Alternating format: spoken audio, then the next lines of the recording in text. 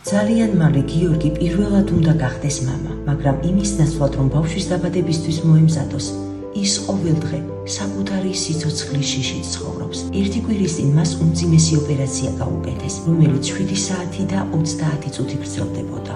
ექიმები იძულებული გახდნენ ახალგაზრდისთვის სრულიად ამოეკვეთათ მსხვილი ნაწლავი. ამჟამად გიორგის ორგანიზმი სტომის საშუალებით ფუნქციონირებს.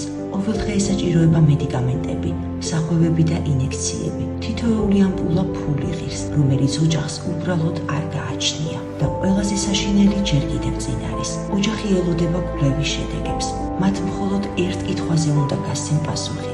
არის თუ არა სიმსივნე? ნინო ორსულად არის და ვერ მუშაობს. წლიდან გიორგი ბავშვთა სახლში იზრდებოდა. მას არასოდეს ჰქონია მშობლების მზრუნველობა და მხარდაჭერა. საკუთარი სახლის კი არ აქვს. ისინი ერთ პატარა ოთახს ქირაობენ. უკვე 3 თვის ვალი დაგროვდა. გვერდით არ ყავთ ნათესავები, რომლებიც დახმარებას შეძლებდნენ. მხოლოდ ჩვენ და თქვენ ვართ. იმისთვის, რომ რამდენიმე თვეში ახალგაზრდა მამამ შეძლოს პირველად ჩაიგრას ღმილში თავისი პატარა. გთხოვთ, მოაუღვლით გვერდს, დაეხმარეთ გიორგის, სწორედ ახლა.